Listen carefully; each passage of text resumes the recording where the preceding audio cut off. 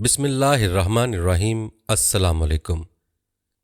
नाजरीन, ये किस कदर ताज्जुब की बात है कि आज तक फ़िरौन का जिक्र सिर्फ हज़रत मूसा अलैहिस्सलाम की कहानी में बयान किया जाता रहा और किया जा रहा है, और आम आदमी के जहन में ये बात बिठा दी गई कि फ़िरौन नाम का एक बादशाह था जिसके घर मूसा अलैहिस्सलाम ने परवरिश पाई और फिर उसे चैलेंज किया। लेकिन नाजरीन, याद रखें, फ़िरौन सिर्फ हज़रत मूसा अलैहिस्सलाम के दौर का बादशाह नहीं है, बल्कि ये एक इस्तिलाह है। इस इस्तिलाह का मफ़हूम क्या है और दुनिया में कितने फ़िरौन गुजरे हैं, मिस्र में मौजूद फ़िरौन की हकीकत क्या है, मुकम्मल तफसील आज की वीडियो में आपको बताएंगे। और इसके साथ मूसा अलैहिस्सलाम की पैदाइश और परवरिश का मौजज़ाती वाक़या भी वीडियो में शामिल किया जाएगा। वीडियो को आपने स्किप नहीं करना और आखिर तक लाजमी देखना है। नाज़रीन, याद रहे कि मिस्र और फ़िरौनों की तारीख़ बहुत पुरानी है, इसलिए मौर्रख़ीन के दरमियान बाज़ नामों और तारीख़ों में जा बजा इख्तलाफ पाया जाता है। अक्सर तारीख़ी हवाले उन लोहों यानी मट्टी की तख्तियों से इकट्ठे किए गए हैं जो मिस्री आसार कदीमा से खुदाई के दौरान बरामद हुई। उनके अलावा कुछ वाक़यात बाइबल और कुरान से अख़ज़ किए गए हैं जिन्हें मुस्तनद ज़राए कहा जा सकता है। याद रखें, दुनिया में बेशुमार कौमें हो गुजरीं और अब भी बहुत सारी मौजूद हैं। हर कौम की अपनी बोली, रहन सहन, तहजीब और सोच का अंदाज़ है, लिहाजा उसी दायरे में रहकर उन्होंने अपने अपने हुक्मरानों को मखसूस नाम दिए। मसलन चीन में हुक्मरान को खाकान कहा गया, रूस में उसे ज़ार कहते थे, हबशा यानी मौजूदा एथोपिया वालों ने नजाशी कहा, ईरान में कसरा, अहल रोम उसे कैसर कहते थे, सल्तनत ओमान में सुल्तान, सऊदी अरब में मलिक, मुत्तहिदा अरब इमारात में अमीर, हिंदुस्तान में शहनशाह, बरतानिया में किंग, और अगर खातून तख्त नशीन हो तो क्वीन कहा जाता है। और अपने मुल्क पाकिस्तान में हम उसे सदर या वज़ीर आज़म के नाम से पुकारते हैं। बिल्कुल इसी तरह अहले मिस्र अपने हुक्मरानों को फ़िरौन कहकर पुकारते थे। नाज़रीन, अगर फ़िरौन के मानी की बात की जाए तो उसके लफ्ज़ी या इस्तिलाही मानी है सरकश, जालिम, बड़े महल वाला और मुतकब्बिर। उन्हीं सिफ़ात की बिना पर हमारे यहाँ उर्दू लिटरेचर में फ़िरौनियत की इस्तिलाह रिवाज पाई है। अगर किसी के तकब्बुर को बयान करना हो तो उसे फ़िरौन कह देते हैं। नाज़रीन, अब सवाल यह है कि लफ्ज़ फ़िरौन आया कहाँ से? तो रिवायत बताती हैं कि कदीम मिस्र में देवी देवताओं की पूजा की जाती थी, जिनमें सबसे बड़ा और मुक़द्दस देवता आमन रा यानी सूरज देवता था, जिसे उर्फ़ आम में फ़ारे कहा जाता था। यही लफ्ज़ अबरानी ज़ुबान में फ़ाइन बना और फिर अरबों ने इसे फ़िरौन बना दिया। नाज़रीन, चूँकि मिस्री मुआशरा देवी देवताओं के ज़ेर असर था, इसलिए वहाँ के हुक्मरानों ने अपने आप को देवताओं का अवतार करार दे दिया और कहने लगे कि देवी देवता उनके अंदर रहते हैं, लिहाजा अब वही खुदा हैं, और यूं ये हुक्मरान फ़राइन कहलाने लगे। तारीख़ बताती है कि इन फ़िरौनों यानी हुक्मरानों का ताल्लुक़ मिस्र के किब्ती और अमलीकी कबाइल से रहा है, जो वहाँ के कदीम तरीन और बड़े कबीले हैं। एक रिवायत में लिखा है कि तूफ़ान नूह के बाद मिस्र का पहला हुक्मरान वैसर बिन हाम बिन नूह हज़रत नूह अलैहिस्सलाम की औलाद से था। उसके बेटे का नाम मसर बिन बेसर था और उसी के नाम की मुनासबत से इस मुल्क का नाम मिस्र पड़ा। नाज़रीन, तारीख़ी रिवायत के मुताबिक अल वलीद बिन दोमग पहला फ़िरौन था और 3000 कबल मसीह यानी हज़रत ईसा इब्ने मरियम अलैहिस्सलाम की पैदाइश से पहले से लेकर इस्कंदर आज़म के मिस्र पर हमले के वक्त तक तकरीबन 31 फ़िरौन तख्त नशीं हुए। नाज़रीन, आपको बताते चलें कि हज़रत इब्राहीम अलैहिस्सलाम के वक्त तौलीस नाम का फ़िरौन मिस्र का हाकिम था, जिसकी बेटी हाजरा से उन्होंने शादी की। याद रहे, हाजर और हाजरा दोनों एक ही नाम हैं। इसी तरह रिवायत बताती हैं कि हज़रत यूसुफ़ अलैहिस्सलाम के वक्त अल रयान बिन वलीद फ़िरौन मिस्र था। नाज़रीन, आपको मुख्तसरन बताते चलें कि जब हज़रत यूसुफ़ अलैहिस्सलाम को उनके सौतेले भाइयों ने कुएं में फेंक दिया था तो एक काफ़िले वालों ने वहाँ से निकाला और मिस्र के बाज़ार में ले जाकर फ़रोख्त कर दिया था। आपको वहाँ के वज़ीर ख़जाना अतफ़ीर अल मारूफ अज़ीज़ मिस्र ने भारी रकम के इवज़ ख़रीद लिया। उसकी बीवी का नाम ज़ुलैखा था, जो हज़रत यूसुफ़ अलैहिस्सलाम के हुस्न की दीवानी हो गई और ख़राब नीयत से उनकी तरफ लपकी, मगर अल्लाह के नबी ने उसकी बात ना मानी। ये कहानी एक तवील कहानी है। मुख्तसर ये कि आप अलैहिस्सलाम को ज़ुलैखा की शिकायत पर जेल में डाल दिया गया। वहाँ 2 सरकारी मुलाजमीन भी कैद होकर आए, जिन्होंने ख्वाब देखा और हज़रत यूसुफ़ अलैहिस्सलाम को सुनाया। एक ने कहा, मैंने देखा कि अंगूर से शराब निचोड़ रहा हूँ। दूसरे ने कहा, मेरे सर पर रोटियाँ रखी हैं और परिंदे खा रहे हैं। आप अलैहिस्सलाम अल्लाह के नबी थे, इसलिए कहा कि जो बताऊँगा वो होकर रहेगा। आप अलैहिस्सलाम ने मसलहत के तहत नाम बताए बगैर बताया कि एक रहा होकर बादशाह को शराब पिलाने पर मामूर होगा और दूसरे को सजाए मौत होगी और उसकी लाश परिंदे खाएंगे। साथ ही ये भी कहा कि जो रिहा हो वो बादशाह के पास जाकर मेरा जिक्र ज़रूर करे, क्योंकि मैं बेगुनाह कैद में हूँ। नाज़रीन, हुक्म इलाही के मुताबिक ऐसा ही हुआ और बंदार नामी शख्स रिहा होकर बादशाह का खिदमतगार बना, लेकिन शैतान ने उसे हज़रत यूसुफ का पैगाम बादशाह तक पहुँचाने से मना कर दिया। कुदरत खुदा की, फ़िरौन मिस्र ने ख्वाब देखा कि 7 मोटी गायें हैं जिन्हें 7 दुबली पतली गायें आकर खा जाती हैं। इसी तरह गंदम की 7 हरी भरी और 7 खुश्क बालियाँ हैं। उसने नजूमियों और काहिनों यानी उलमा को बुलाकर ख्वाब सुनाया, मगर कोई भी तसल्ली बख्श ताबीर ना बता सका।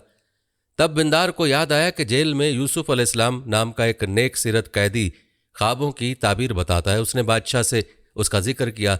बादशाह ने उस कैदी को पेश करने का हुक्म दिया। चुनाचे हज़रत यूसुफ अलैहिस्सलाम ने पहले तो अपनी बेगुनाही का जिक्र किया और कहा कि मुझे बिला वजह जेल में डाला गया, और फिर फ़िरौन मिस्र के ख्वाब की ताबीर बताई। आप अलैहिस्सलाम ने कहा, ताबीर यह है कि आपके मुल्क में 7 साल तक बहुत ज़्यादा गल्ला पैदा होगा और फिर 7 साल कहत पड़ेगा, लिहाजा पहले 7 साल की पैदावार को स्टोर कर लिया जाए ताकि अगले 7 साल जब कहत साली हो तो ये काम आए। फ़िरौन ने कहा, इसकी अमली शक्ल क्या होगी, किस तरह ये सब काम होंगे? हज़रत यूसुफ अलैहिस्सलाम ने कहा, खुदा ने मुझे अक्ल फ़हम, तदब्बुर और हिकमत से नवाजा है। अगर आप ये काम मेरे ज़िम्मे कर दें तो मैं इसे बखूबी अंजाम दूंगा। इस पर बादशाह बहुत मुतासिर हुआ और आपको उन सब कामों का नाजिम मुकर्रर कर दिया। यह भी कहा जाता है कि बादशाह बाद में मुसलमान हो गया था, वल्लाहुल इल्म। अलबत्ता नाज़रीन, ये है तारीख़ का मोड़ जब बनी इसराइल फ़लस्तीन से मिस्र आए। वो इस तरह के हज़रत यूसुफ अलैहिस्सलाम ने वज़ारत का ओहदा मिलने के बाद अपने वालिद हज़रत याकूब अलैहिस्सलाम और तमाम भाइयों को मिस्र बुला लिया, और यूं हज़रत याकूब अलैहिस्सलाम की औलाद मिस्र में फली फूली। याद रहे कि बनी इसराइल दरअसल याकूब अलैहिस्सलाम ही की औलाद है, क्योंकि इसराइल याकूब अलैहिस्सलाम का लक़ब था।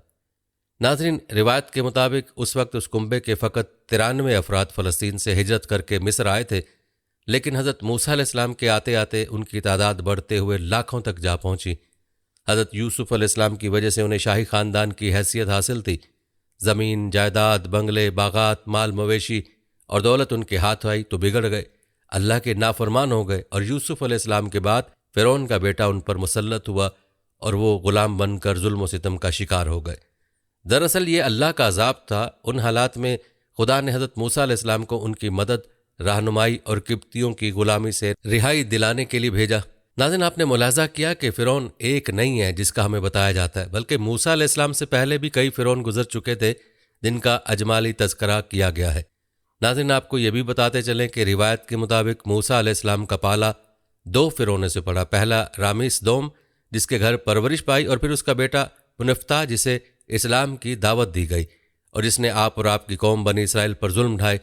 ये असल किस्सा किस तरह से है, इसकी हकीकत क्या है, ये बताने से पहले आपने हमारे एक सवाल का जवाब कमेंट में लाजमी बताना है। सवाल यह है कि आया आज से पहले आप इस हकीकत से आगाह थे या नहीं कि मूसा अलैहिस्सलाम का पाला एक नहीं बल्कि 2 फ़िरौनों से पड़ा था। नाज़रीन, असल किस्सा कुछ इस तरह है कि फ़िरौन रामीस दोम ने ख्वाब देखा कि बैतुल मुक़द्दस की तरफ से आग आई और उसने मिस्र के तमाम किब्तियों, जो फ़िरौनों का कबीला है, को जला डाला, मगर बनी इसराइल महफूज रहे। तमाम उलमा को बुलाकर ख्वाब की ताबीर पूछी गई। काहिनों ने बताया कि बादशाह, तेरी सल्तनत में बनी इसराइल के यहाँ एक बच्चा पैदा होगा जो तेरे इक़्तिदार और जान के लिए ख़तरा बन जाएगा। ये सुनकर फ़िरौन ने हुक्म दिया कि बनी इसराइल के यहाँ जो भी लड़का पैदा हो उसे मार दिया जाए। दाइयों की ड्यूटी लगाई गई कि हामला औरतों को तलाश किया जाए। चुनाचे एक अंदाजे के मुताबिक 12,000 नौमौलूद लड़के मार दिए गए और 70,000 के करीब हमल गिराए गए। ये देखकर किब्ती कबीले के बड़े बूढ़े फ़िरौन के पास गए और कहा, तू बनी इसराइल की नस्ल कशी कर रहा है? अगर ऐसा होता रहा तो हमें खिदमतगार, नौकर, चाकर और मजदूर कहाँ से मिलेंगे? इस पर फ़िरौन ने हुक्म दिया कि 1 साल बच्चे मारे जाएं और 1 साल ना मारे जाएं। लिहाजा जिस साल ना मारने का हुक्म था हज़रत हारून अलैहिस्सलाम, और जिस साल बच्चे मारे जा रहे थे हज़रत मूसा अलैहिस्सलाम पैदा हुए। जब आप अलैहिस्सलाम की पैदाइश हुई तो माँ सख्त परेशान थी कि फ़िरौन के करिंदे उसे मार देंगे, इसलिए उन्होंने नौमौलूद मूसा अलैहिस्सलाम को एक संदूक में बंद करके दरिया नील में अल्लाह के सुपुर्द कर दिया। दरिया से एक नहर निकलकर फ़िरौन के महल के नीचे से गुजरती थी। इत्तफाक से फ़िरौन और उसकी बेगम आसिया बालकोनी में बैठे नहर का नज़ारा कर रहे थे। उन्हें संदूक बहता हुआ नजर आया। आसिया की फरमाइश पर कारिंदे संदूक पानी से निकाल कर लाए। जब खोला गया तो एक खूबसूरत नन्हा मुन्ना बच्चा अंगूठा मुंह में लिए लेटा है। फ़िरौन ने कहा, इसे मार देते हैं, लेकिन कुरान के मुताबिक आसिया ने कहा नहीं, मैं इसे बड़ा करूंगी, हो सकता है हमारे हक में बेहतर हो।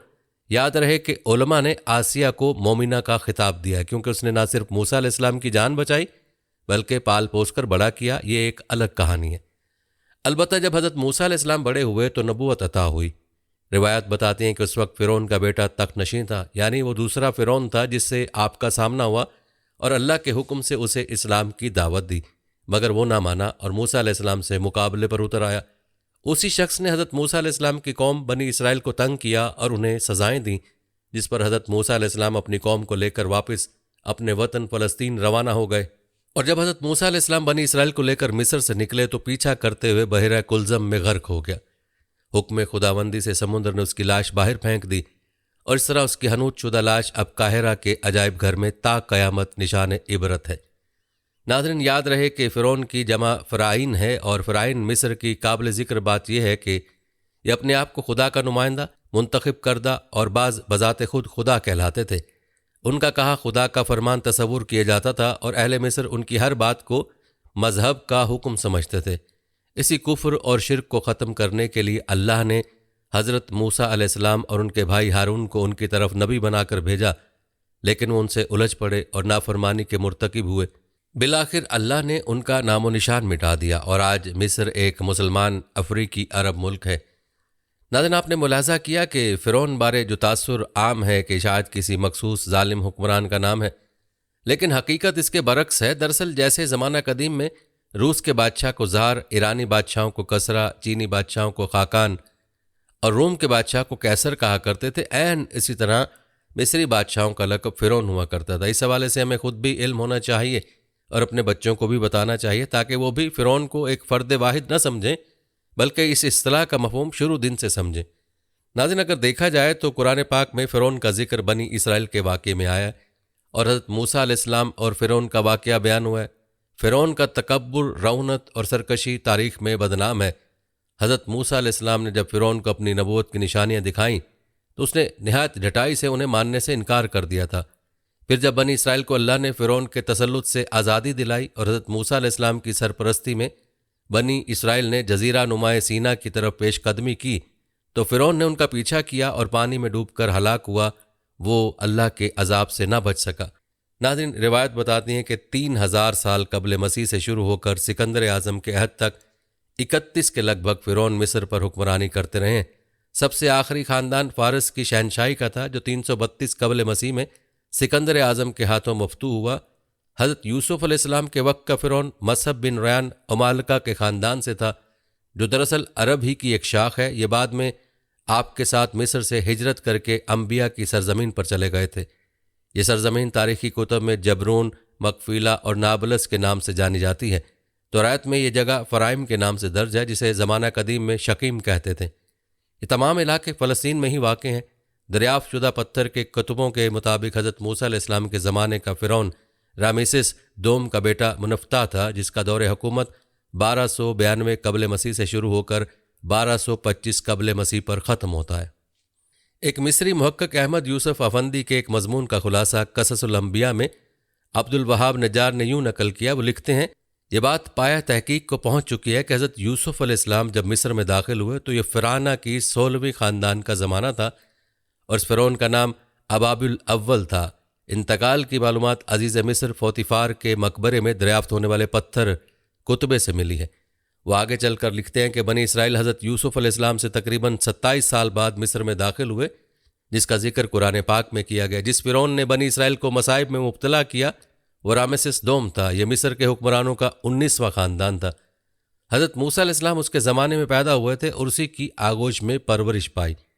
रामेसिस दोम शाह सेती का बेटा था। उसने 67 साल हुकूमत की। उसकी उम्र 110 साल थी। उसने अपने बेटे मुनफ्ता को अमूर ममलकत सौंप दिए। रिवायत के मुताबिक मुनफ्ता उसकी 150 औलादों में से 13वें नंबर पर था।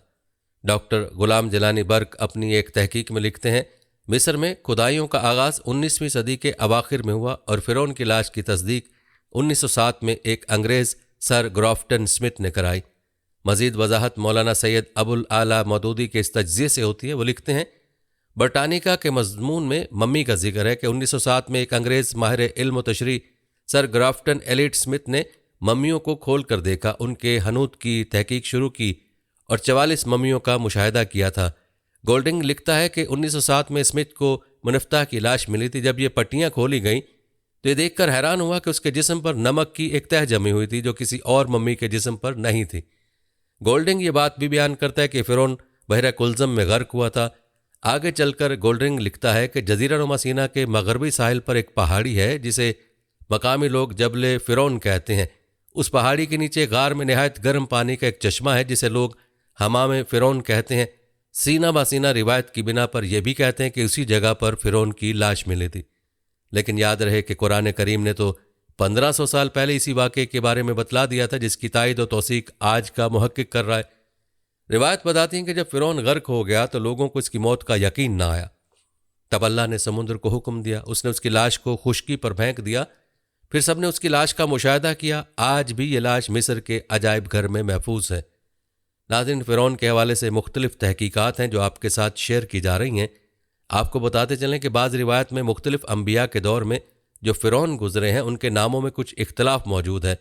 बाज़ मुहक्किकीन ने नाम कोई और बताया और बाज़ ने कुछ और नाम बताया, लेकिन ये बात यकीनी है कि उन अदवार के हुक्मरानों को फ़िरौन ही कहा जाता था जिनके अपने नाम अलग थे।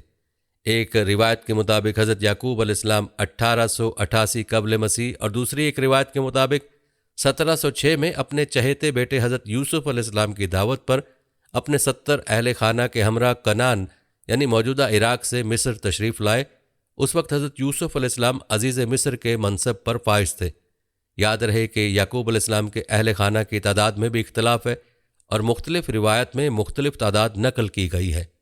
नाज़रीन, हज़रत यूसुफ अलैहिस्सलाम को जो अजीज़ मिस्र का मनसब मिला था, मौजूदा दस्तूर के मुताबिक ये मनसब याहुदा आज के वज़ीर माल या वज़ीर ख़जाना के हम पल्ला था। उस दौर में मिस्र पर फ़राइन मिस्र हुक्मरान थे। ये लफ्ज़ फ़राइना भी लिखा और पढ़ा जाता है जो फ़िरौन की जमा है। लुगत में इसके मानी शरीर सरकश लिखे हुए हैं। अलबत्ता रिवायत ये बताती हैं कि हज़रत यूसुफ अलैहिस्सलाम के ज़माने में जो फ़िरौन हुक्मरान था वो ख़साइल के एतबार से इंतहाई शरीफ और नेक हुक्मरान के तौर पर जाना पहचाना जाता था। नाज़रीन, तौरात की एक रिवायत के मुताबिक हज़रत यूसुफ अलैहिस्सलाम ने अपने ख़ानदान की रिहाइश की खातिर जशन या जाशान का इलाका उससे मांगा, जिस पर फ़िरौन ने कहा, तेरा बाप और तेरे भाई तेरे पास आ गए हैं, मिस्र का मुल्क तेरे आगे पड़ा, यहाँ के अच्छे से अच्छे इलाके में अपने बाप और भाइयों को बसा दे, यानी जशन का ही इलाके में उन्हें रहने दे। रिवायत के मुताबिक ये बेहतरीन ज़मीन या इलाका रामसिस का था। नाज़रीन, याद रहे कि हज़रत याकूब अलैहिस्सलाम का लक़ब इसराइल था। इसराइल एक अबरानी लफ्ज़ है जो दो अल्फाज का मुरक्कब है, यानी असरा और एल। असरा के मानी अब्द और एल के मानी अल्लाह। गोया इसराइल के मानी अब्दुल्ला हुए। याद रहे कि अगले वक्तों में ख़ानदान के सरबराह का नाम या लक़ब से नस्ल चला करती थी और इसी तरह इलाके या ख़ित्ते का नाम भी सरबराह के नाम से रखा जाता था या उसका लक़ब से, जैसे कौम नूह, कौम साले, कौम हूद, कौम लूत, कौम शुएब और कौम बनी इसराइल। इसी तरह इलाकों में कुनान और रामेसिस वगैरह के इलाके हैं जो शख्सियात के नामों से मशहूर हैं। ये शख्सियात अपनी अपनी अलग शनाख्त और तारीख़ रखती हैं। नाज़रीन, आपको बताते चलें कि बनी इसराइल को उर्फ़ आम में कौम यहूद भी कहा जाता है। यहूदा हज़रत याकूब अलैहिस्सलाम के एक बेटे का नाम था। बाज़ मौरख़ीन यहूदी कौम को उसी की नस्ल बताते हैं जो असलन और नस्लन हज़रत इब्राहीम अलैहिस्सलाम से ताल्लुक़ रखती है। उनका शजरा नसब यूँ है, यूसुफ बिन याकूब बिन इसाक बिन इब्राहीम अलैहिस्सलाम। रिवायत बताते हैं कि हज़रत यूसुफ अलैहिस्सलाम ने जाशान का इलाका फ़िरौन से रिहाइश के लिए इसलिए मांगा था कि बुदोबाश के एतबार से उनका ख़ानदान बदवियाना ज़िंदगी गुजारने का आदी था। दोम यह कि हज़रत याकूब अलैहिस्सलाम ने अपनी वफ़ात के वक्त अपनी औलाद से तौहीद पर कायम रहने का वादा लिया था, जिसको कुरान हकीम ने इस तरह बयान किया है, क्या तुम उस वक्त मौजूद थे जब याकूब की मौत का वक्त था, जबकि उसने अपनी औलाद से कहा, मेरे बाद किसकी परस्तिश यानी इबादत करोगे? तो उन्होंने जवाब दिया, हम उसी एक खुदा की परस्तिश करेंगे जो तेरा और तेरे बाप दादा इब्राहिम, इस्माइल और इसहाक का खुदा है, जिसका कोई शरीक नहीं। रिवायत बताते हैं कि हज़रत इब्राहिम अलैहिस्सलाम की नबूवत से लेकर हज़रत याकूब अलैहिस्सलाम के दुनिया से पर्दा फरमाने तक कौम यहूद या आले इब्राहिम में शिर्क व बुत परस्ती ना थी। अगरचे दीगर कबाइल इसमें मुब्तला रहे हैं। यही वजह है कि हज़रत यूसुफ अलैहिस्सलाम ने अपने ख़ानदान के लिए मिस्र में एक अलग जगह का मुतालबा फरमाया ताकि मिस्रियों के साथ रहकर उनके अकायद में मुशरिकाना तब्दीली रूनुमा ना हो जाए। नाज़रीन, रिवायत बताते हैं कि उसके अलावा भी उस वक्त मिस्रियों में कई एक बद अखलाकियाँ मौजूद थीं। जैसे वो लोग चरवाहों, काश्तकारों और बद्दुओं को अपने से कमतर और नजिस जानते थे और उनसे इख्तलात को मायूब गर्दानते थे। हज़रत याकूब अलैहिस्सलाम की नस्ल में ये बैक वक्त तीनों चीज़ें यकजा थीं। मुशाहिदात आलम में ये एक बात बड़ी हैरत से देखी गई है कि पैगम्बरान कराम की अक्सरियत ने बकरियां चराई हैं। नाज़रीन, ये बात याद रहे कि आले इब्राहीम हज़रत यूसुफ़ अलैहिस्सलाम और हज़रत मूसा अलैहिस्सलाम के दरमियानी अरसे में मिस्र में आबाद हुए थे, जो बाद में हज़रत मूसा अलैहिस्सलाम के साथ मिस्र से हिजरत करके अंबिया की सरजमीन चले गए।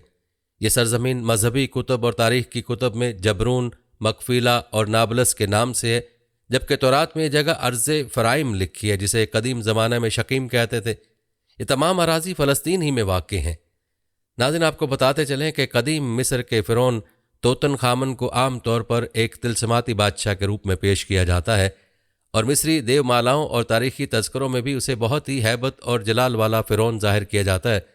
लेकिन एक तवील साइंसी तहकीक के बाद अब उसकी असलियत दुनिया के सामने आ गई है। माहिरीन आसार कदीमा, तारीखदानों, साइंसदानों और इल्म बशरियात माहिरीन ने मिलकर एक तवील तहकीक की। उन्होंने मिस्री शहर गीज़ा में फ़िरौन के मकबरों के शहर में मौजूद तोतनखामन के ढांचे और बाकियात पर जदीद टेक्नोलॉजी की मदद से तहकीक की और ताकतवर कंप्यूटरों से बनाए गए 2000 जिस्मानी नक़ूश की मदद से उसके जिस्म और खदोखाल की तस्वीर तैयार की है। हक़ाइक़ से पर्दा उठा तो मालूम हुआ कि फ़िरौन कदरे ज़नाना जिस्म का मालिक था। उसके बायां पाँव टेढ़ा था और बीमारी और कमज़ोरी की वजह से वह छड़ी के सहारे चलता था। तोतनखामन उसके वालिद अखनातून और वालिदा के DNA नमूनों के तज्ज़िये से यह भी मालूम हुआ कि उसके वालिदैन आपस में भाई बहन थे और उनकी शर्मनाक ताल्लुक़ से उसकी पैदाइश हुई। माहिरीन का कहना है कि उस फ़िरौन की जिस्मानी खामियों, कमज़ोरियों की वजह भी यही थी कि उसके वालिदैन में भाई बहन का रिश्ता था। बताया गया है कि तोतनखामन फ़िरौन आज से तकरीबन 3500 साल कबल मिस्र का हुक्मरान था। कहा जाता है कि आसार कदीमा के माहिरीन ने मिस्र में लगभग 4000 साल पुरानी कब्रें दरियाफ्त की हैं। आसार कदीमा की टीम के मुताबिक ये कब्र फ़िरौन के शाही घराने की एक ऐसी रानी की है जो मकबरे की दरियाफ्त से पहले तारीख़ में नामालूम थीं। मिस्र के हुकाम का कहना है कि मकबरा मिस्र के दारुल हुकूमत काहिरा के जनूब मगरिब में 32 किलोमीटर की दूरी पर वाक़ कदीम रियासत अबू सर के सबसे बड़े कब्रिस्तान में दरियाफ्त हुआ है, जो फ़राइन की 5वीं नस्ल के घरानों के साथ मंसूब है। याद रहे कि अबू सर कदीम मिस्र के दारुल हुकूमत मेम्फिस का पुराना शाही कब्रिस्तान था। यहाँ फ़िरौन नफर फरी का अहराम है, जिसने 4500 कबल मसीह से पहले मिस्र में हुकूमत की थी। ये दरियाफ्त शुदा कब्र फ़िरौन नफर फरी के मकबरे के अहाते में मिली है, जिसके बारे में कहा जा रहा है कि यह फ़िरौन नफर फरी की बीवी का मकबरा हो सकता है, जिसे रेनफरफ भी कहा जाता था। नाज़रीन, फ्रांस प्रेस के मुताबिक मिस्र के वज़ीर आसार कदीमा ममदुल दुमती ने अपने बयान में कहा कि यह मकबरा फ़िरौन की रानी का है, जिनका नाम खंताकाउस सोइम है। बताया जाता है कि रानी का नाम और ओहदा कब्र की अंदरूनी दीवार पर कुंदा लिखाई से मालूम हुआ है। उन्होंने कहा कि गुज़श्ता 2 रानियां भी उसी नाम की दरियाफ्त की जा चुकी हैं, इसीलिए इस रानी को खंताकाउस सोइम के नाम से मंसूब किया गया। ख्याल जाहिर किया गया कि रानी का नाम मकबरा तामीर करने वाले हुनरमंदों ने दीवार पर कुंदा किया था। अल-दुमती का कहना था कि पहला मौका जब हमने उस रानी का नाम दरियाफ्त किया जो अपने मकबरे की दरियाफ्त से पहले तक नामालूम थी। अल-दुमती ने मजीद कहा कि इस मकबरे की दरियाफ्त से हमें 5वीं नस्ल के शाही घरानों के कुछ पोशीदा पहलुओं से आगाही हासिल हुई है, जिसने फ़राइन की 4थी नस्ल के साथ मिलकर पहले एहराम मिस्र की तामीर का मुशाहदा किया था। मिस्री नवादरात की वजारत के एक अहदेदार का कहना है कि यह कब्र फ़िरौन की 5वीं नस्ल के घरानों के दरमियान की मालूम होती है। उनका कहना था कि मकबरे की तलाश गुज़श्ता चंद सालों की दरियाफ्त में से एक अहम दरियाफ्त है, जो एक बार फिर तस्दीक करती है कि अबू सर का कब्रिस्तान कदीम मिस्री तारीख के अहम अदवार को असरनो जानने के हवाले से बड़ी तादाद में मुनफरिद ज़राए फराहम करता है। नाज़रीन, आपको बताते चलें कि मिस्र में आसार कदीमा के चेक माहिरीन में सलाओ बाल्टा की क़यादत में 1976 से अबू सर में काम कर रही है। माहिरीन को मकबरे की दरियाफ्त के साथ 30 बर्तन मिले हैं, जिसमें से 24 चूने के पत्थर और 6 तांबे के बर्तन हैं। उसके अलावा मिस्र के कदीम दौर के फ़िरौन तोत अनख आमुन के बारे में मुहक्किकीन ने नए इंकशाफात की हैं। नई तहकीक के मुताबिक उसके वालिदैन सगे बहन भाई थे, जिसकी वजह से वो मरूसी अमराज का शिकार होकर नौजवानी ही में मौत के मुंह में चला गया था। नाज़रीन, आपने मुलाज़ा किया कि जिस तरह तारीख़ में फ़िरौनों का तज़करा, इसी तरह से कई सदियों बाद आसार कदीमा के माहिरीन की तहकीकात में भी फ़िरौनों के बारे में बहुत सी मालूमात मिलती हैं और तहकीकात से इन फ़िरौनों की लाशें और मम्मियाँ दरियाफ्त की जा रही हैं और इन फ़िरौनों के बारे में मालूमात इकट्ठी की जा रही हैं और कुदरत के करिश्मात दुनिया के सामने पेश किए जा रहे हैं। नाज़रीन, मिस्र में मौजूद फ़िरौन की मम्मी के हवाले से एक वाक़या आपको बताते हैं, जो एक गैर मुस्लिम डॉक्टर का वाक़या है, जिसको फ़िरौन की मम्मी पर एक तहकीक का जिम्मेदारी दी गई थी। उस डॉक्टर ने मम्मी में ऐसी क्या निशानी देखी कि उस निशानी को देखकर इस्लाम लाने पर मजबूर हो गया। ये वाक़या बताने से पहले आपको कुरान पाक की रोशनी में फ़िरौन के पानी में गर्क होने के बारे में मुख्तसरन बता दें कि वो कैसे गर्क हुआ। याद रहे कि आज से तकरीबन 3000 साल कबल जब मिस्र में फ़िरौन ने बनी इसराइल पर जुल्म सितम ढाए और उन्हें अपना गुलाम बना लिया, तब मूसा अलैहिस्सलाम को अल्लाह ताला ने हुक्म दिया कि अब वक्त आ गया है कि तुम बनी इसराइल को मिस्र से निकाल कर बाप दादा की ज़मीन की तरफ ले जाओ। अल्लाह ताला के हुक्म के मुताबिक मूसा अलैहिस्सलाम और उनके भाई हारून अलैहिस्सलाम हज़ारों बनी इसराइलों को लेकर रातों रात मिस्र से निकले और बहर अहमर यानी बहर कुलज़म के शुमाल तरफ खलीज सुइस के शुमाल में पहुंच गए। फ़िरौन को जब ये खबर मिली तो अपना भारी लश्कर लेकर उनके पीछे निकला। अल्लाह ने मूसा अलैहिस्सलाम को हुक्म दिया, चुनाचे हमने मूसा के पास वही भेजी कि अपनी लाठी समुद्र पर मारो। बस फिर समुद्र फट गया और हर हिस्सा एक बड़े पहाड़ की तरह खड़ा हो गया। समुद्र में एक खुश्क रास्ता निकल आया और बनी इसराइल उस पर चलते हुए दूसरी तरफ बच निकले। फ़िरौन का लश्कर भी ये देखकर उनके पीछे चलने लगा, मगर जैसे ही तमाम लश्कर दरिया के दरमियान में पहुंचा, दरिया का पानी आपस में मिल गया और तमाम लश्कर गर्क हो गए सिवाय फ़िरौन की लाश के। जब फ़िरौन गर्क होने लगा और मलाइका अजाब सामने नजर आने लगे तो कहने लगा, मैं उसी एक वादहू ला शरीका लहू पर ईमान लाता हूं। मगर अल्लाह की तरफ से जवाब दिया गया, जवाब मिला कि अब ईमान लाता है, हालांकि तू पहले नाफरमानी करता रहा और मुफसिद बना रहा। तो आज हम तेरे बदन को दरिया से निकाल लेंगे ताकि तू पिछलों के लिए इबरत हो, और बहुत से लोग हमारी निशानियों से बेखबर हैं। इन आयात से बात बिल्कुल वाज़ेह है कि कुरान ने कह दिया कि फ़िरौन की लाश इबरत का निशाना बनकर रहेगी। ये अल्लाह का फ़ैसला था और अल्लाह ताला की बात और फ़ैसले को कौन झुटला सकता है। नाज़रीन, अल्लाह ताला की बयान की गई निशानी हज़ारों साल के बाद सही साबित हुई और ज़राए के मुताबिक फ़िरौन की लाश 1881 में बहर अहमर से मिली और आज मिस्र के अजायब खाने में महफूज है। याद रहे कि फ़िरौन ने खुदा होने का दावा किया था और अल्लाह ताला ने उसे गर्क करके उसकी लाश को निशान इबरत बना दिया। कहा जाता है कि यहूदियों और ईसाइयों के अकीदे के मुताबिक फ़िरौन की तमाम फौज तो गर्क हो गई थी, मगर फ़िरौन किनारे पर होने की वजह से बच गया और बाद में अपनी तबी मौत मरा था। लेकिन उनके इस अकीदे की कोई हकीकत नहीं है, यह उनका मनगढ़ंत अकीदा है। याद रहे कि फ़िरौन के मरने तक की बात बाइबल में भी मौजूद है, लेकिन उसमें फ़िरौन का हज़रत मूसा अलैहिस्सलाम के रब पर ईमान लाने और उसकी लाश का इबरत के लिए महफूज रहने का जिक्र नहीं है। कहते हैं कि 1898 में एक आम जिम्मेदार नवादरात की चोरी की खोज में मसरूफ़ था और वो नवादरात चोरी की गर्ज से दरिया नील के किनारे खुदाई करता रहता था कि इस दौरान उसको नवादरात का एक नया रास्ता मिला और जब उसकी खबर मुतलका इदारों को हुई तो उस किसान को तो नवादरात चोरी की सज़ा में गिरफ्तार कर लिया गया। लेकिन उन रास्तों पर मुतल्लका इदारों ने खुदाई शुरू करा दी और उन्हीं रास्तों पर आगे जाकर मिस्र में पुराने मकबरे दरियाफ्त हुए, जिसमें फ़िरौन समेत दीगर बादशाहों की हनूत शुदा लाशें दरियाफ्त हुईं, जिनमें फ़िरौन की लाश बाकी लाशों की निस्बत मुख्तलिफ पाई गई। और कहते हैं कि फ़िरौन की लाश जिस कपड़े में थी उसमें सीने के पास उसका नाम भी लिखा हुआ था। उन लाशों को मुतल्लका इदारों और हुकूमत ने अपनी तहवील में ले लिया और उन पर तहकीकात के बाद उनको अजायब घर में रखवा दिया गया। नाज़रीन, आइए अब आपको डॉक्टर मॉरिस का वाक़या बता दें जो फ़िरौन की लाश के हवाले से कहते हैं कि फ़िरौन की लाश के दरियाफ्त होने के 83 साल बाद 1981 में जब फ़िरौन की मम्मी ख़राब होने लगी तो मिस्री हुकूमत ने फ़रांस से दरख्वास्त की कि वो फ़िरौन की मम्मी को ख़राब होने से बचाए, उसकी मौत की असल वजह दरियाफ्त कराए। फ़िरौन की लाश मिस्र से फ़रांस लाई गई और माहिर डॉक्टरों ने, जिसकी सरबराह मॉरिस बकाइल थे, मुख्तलिफ टेस्ट किए। पता ये चला कि फ़िरौन की लाश पर समुद्री नमक के ज़र्रात थे, जो इस बात का वाज़ेह सबूत है कि उसकी मौत समुद्र में हुई। जब डॉक्टर मॉरिस बकाइल को बताया गया कि मुसलमानों की मुकद्दस किताब में लिखा हुआ है कि फ़िरौन को गर्क करके उसकी लाश को इबरत के लिए महफूज कर दिया है, ये सुनकर डॉक्टर हैरान हुए और हकीकत जानने के लिए मिस्र पहुंचे और वहां उन्होंने एक मुसलमान साइंसदान से रुजू किया और उस मुसलमान साइंसदान ने उन्हें सूरह यूनुस की आयत 90 और 92 का इंग्लिश तर्जमा पढ़कर सुनाया। उन आयत को सुनकर उन्हें बहुत हैरत हुई कि कुरान का नज़ूल फ़िरौन की मौत से 2000 साल बाद हुआ और कोई फ़िरौन की लाश के मुताबिक नहीं जानता था, लेकिन कुरान की पेशन गोई सच साबित हुई।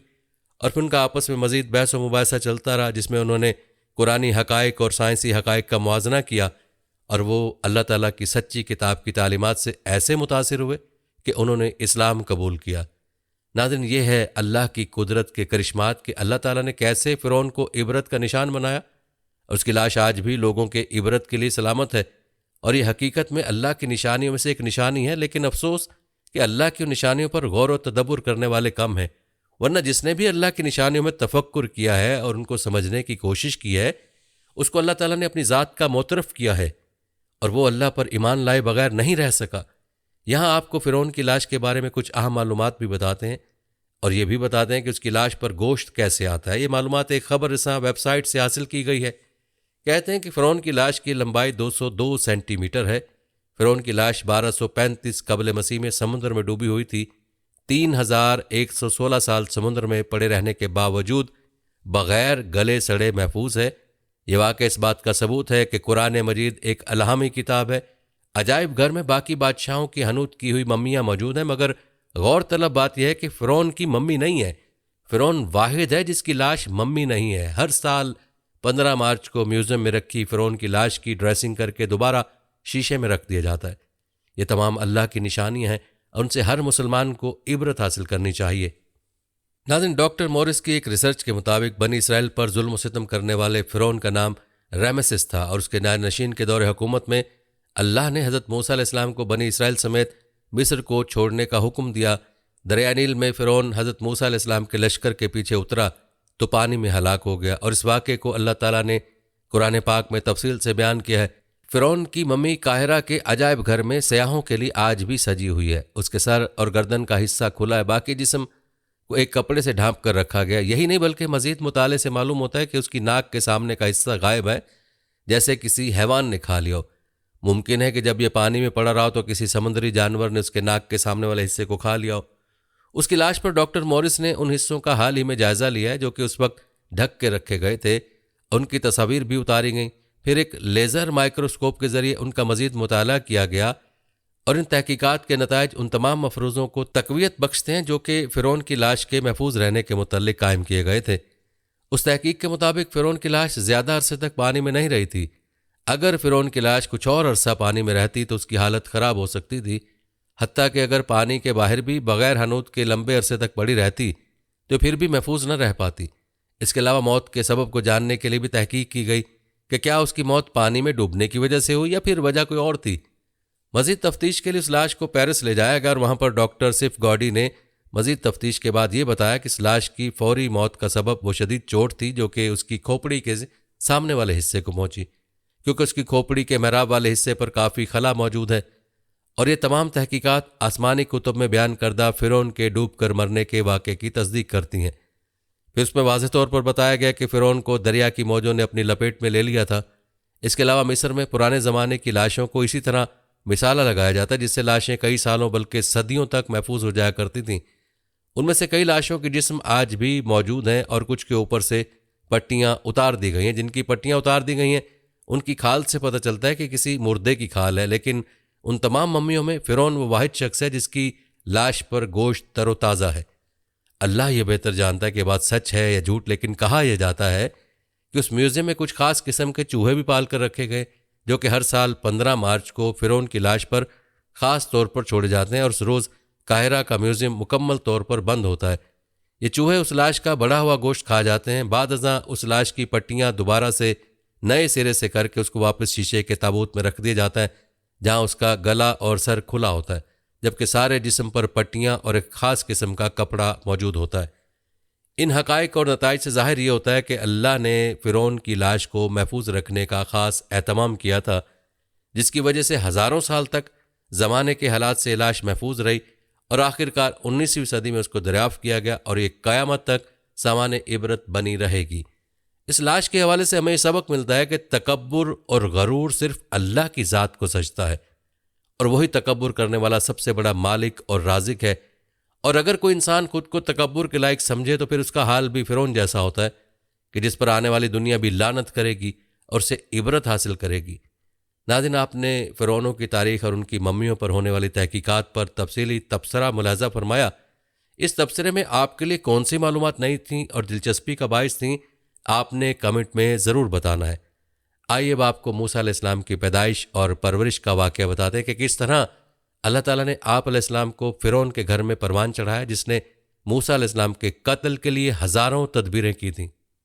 नाज़रीन, कहते हैं एक रात फ़िरौन ने ख्वाब देखा कि 2 दरख्त ज़मीन पर उगे और वो बुलंद से बुलंदतर होते चले गए, यहाँ तक कि उनकी बुलंदी आलम बाला तक पहुंची और आलम तमाम उनके ज़ेरे साया हुआ। फ़िरौन इस अजीब व गरीब ख्वाब से बहुत हैरान हुआ। चुनाचे सुबह उठकर अपने दरबारियों और हकीमों, नजूमियों और जादूगरों को बुलाकर उनसे अपना ख्वाब बयान किया और कहा कि मुझसे इस अजीब ख्वाब की ताबीर बयान करो। उन सब ने कहा कि हमें थोड़ा वक्त दो ताकि हम देख सकें। हिकमत दानों ने कहा कि हम इसकी ताबीर अपनी किताबों से ढूंढते हैं, और नजूमी ने कहा कि हम सितारों की चाल देखते हैं, उस ख्वाब की ताबीर के बारे हिसाब लगाते हैं, और जादूगरों ने भी अपने इल्म और अमलियात इस्तेमाल करने तक का वक्त मांगा। चुनाचे सब ने अपना अपना हिसाब किताब मुकम्मल करने के बाद आपस में एक दूसरे से सलाह मशवरा किया, और फिर उनमें से एक आदमी ने यूं बयान किया कि फ़िरौन, हम देखते हैं कि बनी इसराइल की कौम से एक बच्चा ऐसा पैदा होगा कि बड़ा होने पर तुम्हारी तमाम ममलिकत ख़राब करेगा और तुम्हारी बादशाही को ख़त्म करेगा, और सब लोग उसी के ज़ेर साया होंगे। मुल्क व ममलिकत और नेमत कुल उसी के हाथ में आ जाएगी।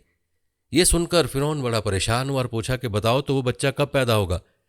बोले, इस 3 रात दिन में बाप की पुश्त से माँ के रहम में आएगा।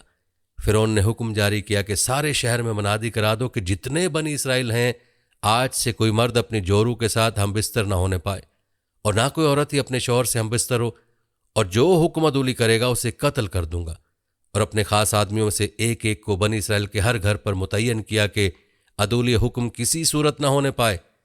तब फ़िरौन के डर के मारे कोई आदमी अपनी बीवी से मुबाशरत न करता, मगर तकदीर इलाही के सामने कोई चारा न था। बावजूद इस तंबीह और तहदीद के उस 3 दिन के अंदर जो नजूमियों ने कहा था रोज़ मऊद में वो बच्चा यानी हज़रत मूसा अलैहिस्सलाम माँ के शिकम में आए, शरह इसकी ये बयान की गई कि हज़रत मूसा की वालिदा जो इमरान की बीवी थीं, वो बनी इसराइल की कौम से थीं। पहले उनसे एक बेटा जिनका नाम हारून अलैहिस्सलाम और एक बेटी जिनका नाम मरियम था तौलिद हुए थे। इमरान फ़िरौन के साथियों में से था, उस दिन फ़िरौन के महल में था। उधर बीबी को शौक़े मुबाशरत का हुआ, बहुत सब्र किया, लेकिन जब कोई सूरत नज़र ना आई और सब्र व करार तमाम बहुक्म रब्बी जाता रहा, तो आधी रात के वक्त उठीं और घर से निकल पड़ी और फ़िरौन के महल के दरवाजे पर जा पहुंची।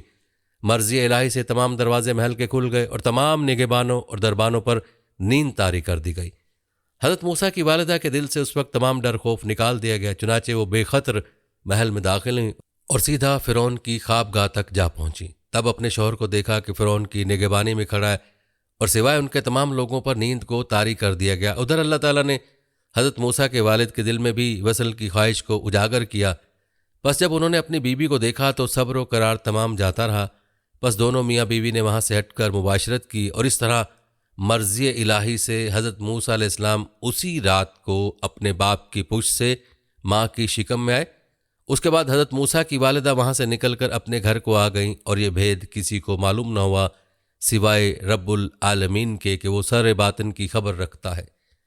अलगर्ज चौथे रोज़ सुबह के वक्त फ़िरौन ने फिर तमाम नजूमियों और हिकमतदानों को बुलाया और पूछा कि कहो तो उस लड़के के बारे में क्या कहते हो, वो पैदा हुआ या नहीं? तब उन्होंने अपने हिसाब किताब लगाए और उन्हें गिन जोड़ कर जवाब दिया कि वो लड़का शब गुज़श्ता को अपने बाप के सलब से माँ के रहम में आ चुका है। तब उस मलऊन ने तमाम सिपाहियों और पहरेदारों को हुक्म किया कि बनी इसराइल में जो भी लड़का पैदा हो उसे मार डालो और लड़कियों को जिंदा रहने दो, और 70 दिरहम बावज़े खून के उसके माँ को दे दिए जाए। और फिर ऐसा इत्तफाक हुआ कि चंद रुपयों के लालच में माँ बाप अपने बच्चे को लाकर खुद फ़िरौन के हवाले करते, उस मरदूद के हुक्म पर उसे खुद मार डालते। उसके अलावा उस मलून ने बनी इसराइल के हर घर में एक एक किब्ती को तैनात किया हुआ था जो बच्चे की पैदाइश पर देखते, अगर लड़का होता तो उसे मार डालते और उसके खून के बदले माँ बाप को 70 दिरहम अदा करते, और अगर लड़की होती तो उसे जिंदा छोड़ देते। बस बनी इसराइल को फ़िरौन मिलोन ने दुख में रखा हुआ था और उनके बेटों को कत्ल करता, और उसकी तरफ से किब्ती औरतें आके बनी इसराइल की औरतों के पेट पे हाथ फेरती। गैर महरम आके हमल देखते पेट से हैं या नहीं। चुनाचे इरशाद बारी है, और जब छुड़ा दिया हमने तुमको फ़िरौन के लोगों से कि देते तुमको बड़ी तकलीफ, ज़िबा करते तुम्हारे बेटे और जीते रखते तुम्हारी औरतें, और उसमें आजमाइश हुई तुम्हारे रब की बड़ी। फ़िरौन मिलोन के आदमी आते और बनी इसराइल की औरतों के हमल देखते कि पेट से हैं या नहीं। उधर हज़रत मूसा की वालिदा हमल से थीं। एक दिन इत्तफाक ऐसा हुआ कि वो रोटी बना रही थीं कि दर्द ज़च्चगी का उठा और हज़रत मूसा अलैहिस्सलाम तौलिद हुए। मानद आफ्ताब मुनव्वर के उनके नूर से पूरा घर जगमगा उठा, जो कोई उनकी तरफ देखता आंखें खीरा हो जाती। उधर हज़रत मूसा की विलादत हुई। कुछ ही देर हुई कि फ़िरौन के लोग आ पहुँचे। तब हज़रत मूसा की वालिदा को अंदेशा हुआ कि अगर उनको पता चला तो ज़रूर मेरे बच्चे को मार डालेंगे, और अल्लाह से दुआ कर रही थी कि तू ही मेरे बच्चे को उन जालिमों के शर से अपनी पनाह में रख, अगर उन्होंने देखा तो ये तो मार डालेंगे। आखिर जब कोई जगह छुपाने को ना मिली तो रोटियां बनाने के लिए जो तनूर तपाया हुआ था, हज़रत मूसा को एक कपड़े में लपेटा और उस जलते हुए तनूर में डाल दिया और उस पर एक खाली देग को चढ़ा दिया कि देखने से यही गुमान हो कि खाना पक रहा है। उसके बाद फ़िरौन के लोगों ने आके औरत के पेट पर हाथ फेरा तो कुछ असर हमल का न देखा, और बाकी घर में देखा लेकिन तनूर को जलता हुआ देखकर ख्याल किया कि भला इसमें कोई कैसे हो सकता है, और वापस चले गए। उसकी एक शरह यूं बयान हुई कि जब बनी इसराइल के लड़के कत्ल किए जाने लगे तो किप्ती फ़िरौन के पास पहुंचे और अर्ज़ की कि ऐ बादशाह, अगर इसी तरह बच्चे कत्ल होते रहे तो करीब है कि बनी इसराइल में लड़के बाले ख़त्म हो जाएं, तब हमारे काम और खिदमत कौन करेगा। तब मलून ने ऐलान किया कि एक दिन पैदा होने वाले बच्चों को छोड़ दो और दूसरे दिन के कत्ल कर दो, और हज़रत मूसा की विलादत उस दिन हुई जिस दिन को छोड़ देते थे, और मलून रोज़ नजूमियों से इस बाबत दरियाफ्त करता। जब हज़रत मूसा की विलादत हुई तब उन्होंने बताया कि वो बच्चा हिफाजत वाले दिन पैदा हो चुका है। तब मलून ने हुक्म जारी किया कि शहर में देखो और जिस घर में नौमौलूद बच्चा नजर आए कत्ल कर दो। बस जब फ़िरौन के लोग जनाब मूसा के घर पहुंचे तो आपकी वालिदा को डर हुआ कि मेरे बच्चे को कत्ल कर देंगे, तब उन्होंने आपको तनूर में डाल दिया जो उस वक्त दहक रहा था। अलगर्ज जब फ़िरौन के लोग देखभाल कर और घर में किसी बच्चे को ना पाकर वापस हुए तो हज़रत मूसा की वालिदा को अपने बच्चे का ध्यान आया। तब वो अपने बच्चे के गम में रोने लगीं और अपने गाल पीटने लगीं कि ये मुझसे कैसा जुल्म हुआ, मैंने अपने बच्चे को आग में डाल दिया। और तनूर की तरफ देखा तो उसमें दहकती हुई आग को देखकर खुद से कहने लगीं कि हाय हाय, अब तक तो मासूम जान जलकर भस्म हो चुका होगा और राख भी ना होगी। काश उसकी कोई हड्डी मिल जाती कि अपने दुखी और गमजदा दिल की कुछ तो दवा करती, और बाद उसके तनूर पर से देग उतारी कि शायद जिगर गोशे की कोई बाकियात ही मिल जाए। और जब देग उठाई तो देखा कि बच्चा बिल्कुल हिफाजत के साथ आग में खेल रहा है और उसके हाथ में एक सेब है। गो के मौसम सेबों का हरगिज न था। बस ये देखकर हैरान हुई और अल्लाह के हजूर सजदा शुक्र बजा लाई। बाद उसके बच्चे को आग में से निकाला और दिल में डरने लगी और मुतफिक्र हुई कि बच्चे को कहाँ छुपा कर रखूं। ऐसा ना हो कि फ़िरौन के लोग उसे आकर ले जाएं और मार डालें, या कोई और ही देखकर रुपए के लालच में फ़िरौन को उसकी खबर न कर दे और वो मलून उसे कत्ल कर दे। बस इसी फिक्र में रोती जाती और बच्चे को छुपाने के लिए कोई महफूज जगह तलाश करती। तब अल्लाह की तरफ से हुक्म नाजिल हुआ, बस हमने हुक्म भेजा मूसा की माँ को कि उसको दूध पिला, फिर जब तुमको डर हो उसका तो डाल दे उसको दरिया नील के पानी में, और ना खतरा कर और ना गम खा, अन करीब हम फिर पहुंचा देंगे तेरी तरफ और करेंगे उसको रसूलों में से। यानी अल्लाह ताला ने हुक्म दिया कि ऐ मूसा की माँ, गम न कर, उसे दूध पिलाओ, और अगर तुम्हें फ़िरौन की तरफ से उसकी जान का खतरा है तो उसे दरिया नील में डाल दो, हम खुद उसकी हिफाजत करेंगे और जल्दी उसे दोबारा तुम्हारी तरफ वापस भेज देंगे, और तब तुम्हें कोई खतरा उसकी जान की तरफ से ना होगा, क्योंकि ये हमारा रसूल है और यही है जो फ़िरौन की ममलिकत को तबाह करेगा और बनी इसराइल को हिफाजत के साथ फ़िरौन के जुल्म से निकाल ले जाएगा। बस हज़रत मूसा की वालिदा ये बशारत सुनकर बहुत खुश हुई और किसी बढ़ई की तलाश में घर से निकली ताकि एक संदूकचा तैयार करवा सके जिसमें रख के जनाब मूसा को दरिया नील में बहा सकती। तभी हज़रत जिब्राइल अमीन बसूरत एक बढ़ई के उनके सामने आए। तब उन्होंने पूछा कि क्या तुम संदूकचा बनाना जानते हो? हज़रत जिब्राइल ने फरमाया कि जानता हूँ। बस वो उन्हें अपने साथ घर लेकर आईं। चुनाचे हज़रत जिब्राइल अमीन बसूरत एक बढ़ई के हज़रत मूसा की वालिदा के साथ उनके घर आए और एक संदूकचा अल्लाह के हुक्म से ऐसा तैयार किया कि जिसमें हज़रत मूसा को कोई तकलीफ़ या परेशानी किसी किस्म की ना उठानी पड़े। बस हज़रत जिब्राइल संदूकचा तैयार करके वहाँ से निकले और ये भेद सिवा अल्लाह के किसी को मालूम न हुआ। और एक शरह यूँ बयान हुई है कि जब हज़रत मूसा की वालिदा बढ़ई को लेकर घर आईं तो बात किसी को मालूम न पड़ी, मगर एक हमसाए ने आपको देख लिया। बस वो पीछे हुआ और घर में एक बच्चे की मौजूदगी के बारे जान गया, उस राज से वाकिफ़ हो गया। तब हज़रत मूसा की वालिदा को खौफ हुआ कि कहीं ये उस राज के बारे फ़िरौन या उसके लोगों को न बता दे, लिहाजा उसे अपने पास से 70 दिनार बतौर रिश्वत अदा किए। उसे कसम देकर कहा कि खबरदार इस बात का जिक्र भी ना किसी से कीजियो, और बढ़ई को भी 70 दिनार बतौर उजरत अदा करके रुखसत किया। उस हमसाए ने बीबी से भी 70 रुपया लेकर खा लिया और शैतान ने उसके दिल में ख्याल पैदा किया कि अगर तू इस बारे फ़िरौन को खबर करेगा तो यकीनन वो एक अच्छी खबर देने के एवज़ तुझे और भी इनाम देगा और तुझ पर अपनी नेमतों और नवाजिशों को बढ़ाएगा। बस वो इस नीयत से फ़िरौन के महल की तरफ चला कि उस लड़के के बारे खबर दे और कुछ इनाम हासिल करे और फ़िरौन लाइन की खिदमत और नेमत से सरफराजी हासिल करे। चुनाचे जब वो फ़िरौन के पास पहुंचा और चाहा कि उसे बताए, तभी अल्लाह ने उसकी ज़ुबान बंद कर दी और वो गूंगा हो गया। लिहाजा वापस आ गया। जब बाहर निकला तो ज़ुबान फिर खुल गई और फिर चाहा कि जाके बताए। जब फ़िरौन के सामने पहुंचा तो ज़ुबान फिर गूंगी हो गई। फिर जब बाहर आया तो ज़ुबान खुल गई। और नकल है कि इसी तरह 7 मरतबा कसद किया कि जाके बोले और 7 दफ़ा ज़ुबान बंदी हुई। तब वो समझ गया और इस हरकत से बाज आया और सच्चे दिल से तौबा की और ईमान लाया और दोबारा ये बात किसी से ना कहने का अहद किया और उस पर कायम रहा। अलगर्ज हज़रत मूसा अलैहिस्सलाम की वालिदा ने उन्हें दूध पिलाया और बाद उसके उन्हें एक कपड़े में लपेट कर संदूकचे में बंद किया और फिर उस संदूकचे को दरियाए नील में बहा दिया और अपनी बेटी यानी हज़रत मूसा की बहन मरियम को कह दिया कि ए बेटी, तू संदूकचे को देखती उसके साथ दरिया के किनारे पर जा। ऐसा ना हो कि कोई संदूकचे को देखे और फिर आके खबर करना, जैसा कि कुरान में इरशाद है। और कह दिया उसकी बहन को उसके पीछे चली जा। फिर वो देखती रही उसको अजनबी होकर और उनको खबर ना हुई। यानी हज़रत मूसा की बहन उस संदूकचे पर नज़र रखे हुई थी, लेकिन अंदाज ऐसा था जैसे वो किसी और जानिब देख रही हूँ। और ऐसा इस वजह से कि कोई इस तरह उन्हें देखते हुए देखकर संदूकचे की तरफ मुतवज्जे ना हो जाए। लिहाजा इस तरह किसी को उस बारे कुछ खबर ना हुई सिवाय अल्लाह के कि वो हर चीज़ का जानने वाला है। रिवायत है कि फ़िरौन ने एक महल आलीशान दरिया नील के किनारे बनाया हुआ था जिसका नाम ऐनुशम्स था। हज़रत मूसा का संदूकचा दरिया नील में बहता हुआ उसी नहर की तरफ मुड़ गया जो फ़िरौन ने अपने महल के हौज़ की तरफ बनाई हुई थी। उस नहर में बहता हुआ फ़िरौन के महल में बने हुए हौज़ में जा ठहरा, जहाँ फ़िरौन की बीवी आसिया ने उसको खोला और कहा कि इसको मैं अपना बच्चा बनाकर पालूंगी। बस जनाब मूसा की माँ फ़िरौन के महल पर आई और देखा कि बहुत सारी दाइयाँ खड़ी हैं, लेकिन हज़रत मूसा किसी से दूध नहीं पी रहे और ना ही खुश हो रहे। चुनाचे जैसे ही आपकी वालदा ने आपको गोद में लिया तो हज़रत मूसा उसी वक्त चुप हो गए। उसके बाद जब दूध पिलाया तो वो भी पीने लगे। बस वहाँ मौजूद सब दाइयाँ और बाकी लोग हैरान होकर देखने लगे।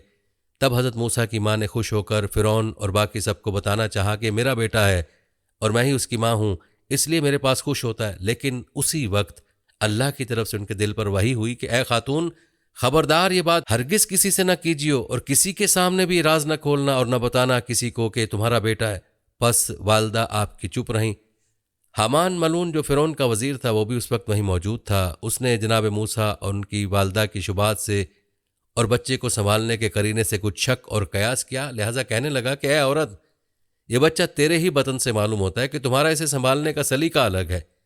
तब बीबी ने कहा कि नहीं, ये मेरे बतन से नहीं है और ना मुझे कुछ मालूम है इसके बारे। हाँ, ये मेरे दूध से बहुत खुश हुआ है, बस मैं चाहती हूँ कि मैं इसे बादशाह के लिए पालूं। तब फ़िरौन ने कहा कि अब से तुम ही इस बच्चे को दूध पिलाना और अपने दूध पिलाने की उजरत रोज़ाना 1 दिनार हमसे वसूल कर लिया करना। तब हज़रत मूसा की वालिदा 30 दिनार उजरत महीना की फ़िरौन से लिया करती और अपने बच्चे को दूध पिलाती। अल्लाह ताला फरमाता है, फिर पहुंचा दिया हमने मूसा को उसकी तरफ कि ठंडी रहे उसकी आँख और गम न खाए और जान रखे कि वादा अल्लाह का सच्चा है, लेकिन अक्सर उसको नहीं जानते। इसी तरह हज़रत मूसा फ़िरौन के महल में ही पल रहे थे और आपकी वालिदा रोज़ाना आपको दूध पिलाने आती और देखकर आँखें और सीना ठंडा करती। नाज़रीन, ये है शान रब्बे कायनात की कि जिसके कत्ल की तदबीरें थी, अल्लाह ने तदबीरें करने वाले के घर में उसको पाल कर दिखाया। सुबहान अल्लाह। ये थी हमारी आज की वीडियो। जाने से पहले वीडियो को शेयर ज़रूर कीजिएगा। नाज़रीन, हम उम्मीद करते हैं कि आपको हमारी आज की वीडियो ज़रूर पसंद आई होगी।